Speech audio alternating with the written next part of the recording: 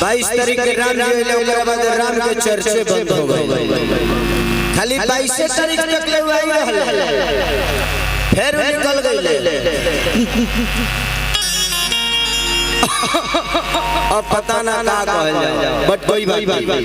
हमारे मन में भगवान है, हमारे मन में राम है, हम उन्हें आजीवन पूछते हैं। भगवान अयोध्या में 22 को ही नहीं, मुझे लगता है कि धरती जब से उत्पन्न हुई है तब से हमारे दिल और हमारे दिमाग में भगवान बसे हुए हैं।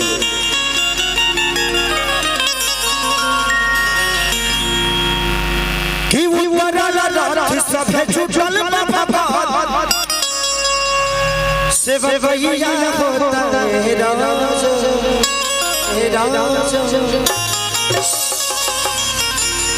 कि नवमी नदिया चढ़े लोग जागेला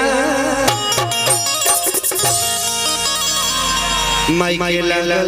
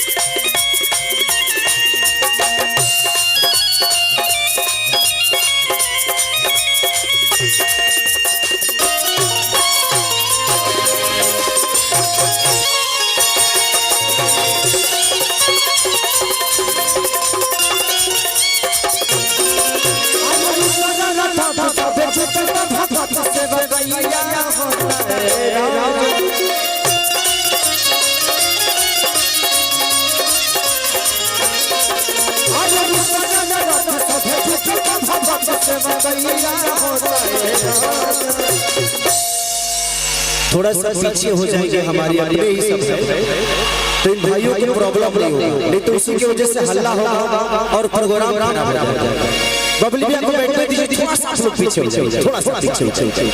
सब लोग अपने हैं, किसी को हम बोल नहीं सकते, इसलिए कह रहा हूँ किसी को प्रॉब्लम ना हो। हम किसी के शादी में आए हैं, उसका शादी बनाने के लिए, और उसमें भी बहन की शादी कि नवमी नदिया चढ़े लोग जागेला,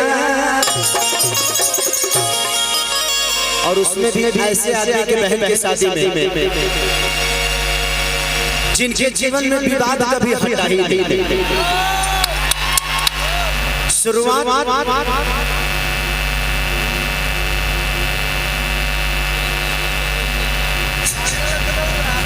कि जान मरल हुआ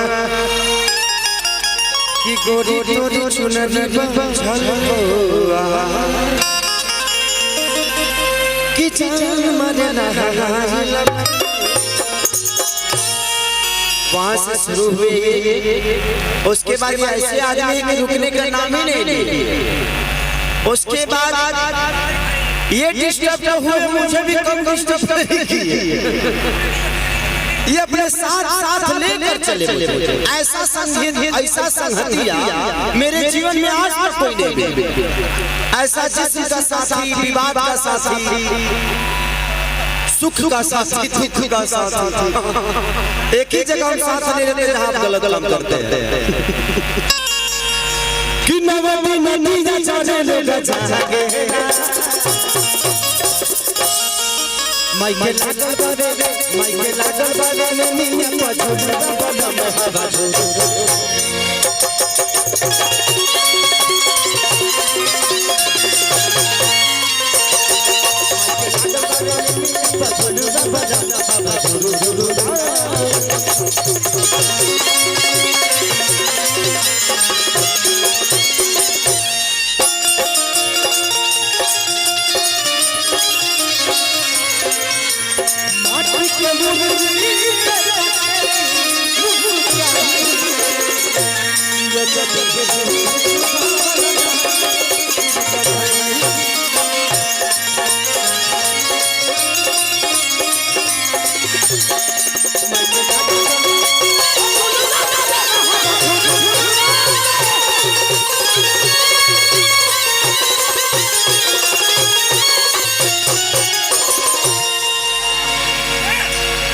कि देख चचैया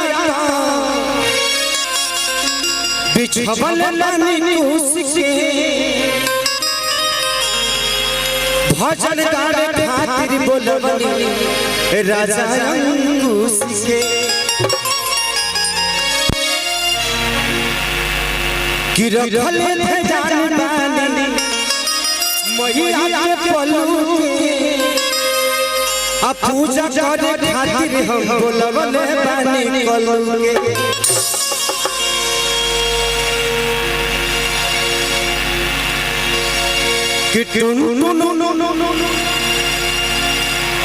रंजीत जहिले माई के भजन गावेला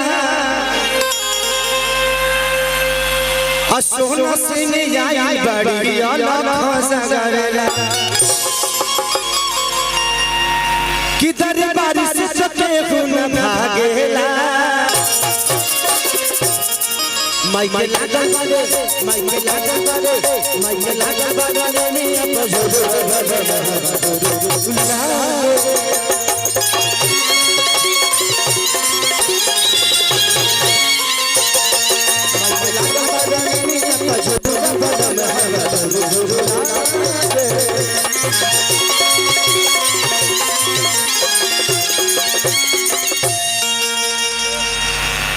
आप लोग थोड़ा सा साइड हो जाइए।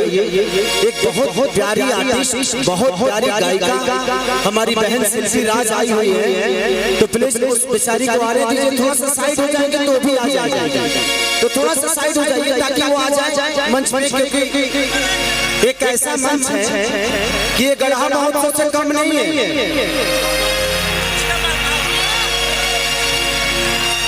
ये गढ़ा महोत्सव से कम नहीं है। आज का दिन जो है ये हम सबके लिए गढ़ा महोत्सव की तरह। इतने सारे आर्टिस्ट एक साथ एक मंच पे बहुत कम, जैसे कि हमारे गोपाल भैया ऐसा कारनामा कर पाते हैं क्योंकि उनका सम्मान हर आदमी करता है। अगर हम उनके गढ़ा महोत्सव में नहीं आ पाते तो टाइम की वजह से हमारे पास वक्त नहीं होता, लेकिन वक्त होता है तो हम कोशिश करते हैं कि वैसे फंक्शन का हम हिस्सा बने। तो ये गढ़ा महोत्सव की तरह कार्यक्रम है और हमारे बहन के साथ, तो हम आज गाने के लिए नहीं बल्कि आप लोगों से मोहब्बत करने के लिए आए हैं। और मुझे लगता है कि कोई को लगा रहा गाने के लिए नहीं, प्रोग्राम का पैसा लेकर नहीं आया, कुछ चंदा देकर आया।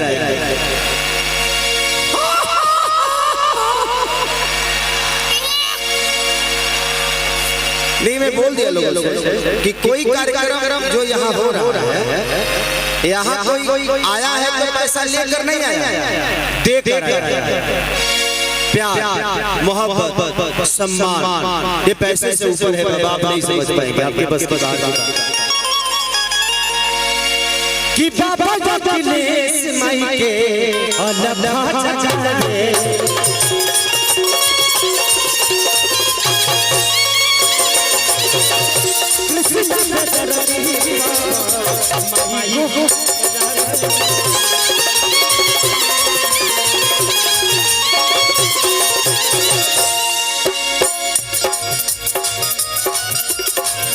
बाबा जगदीश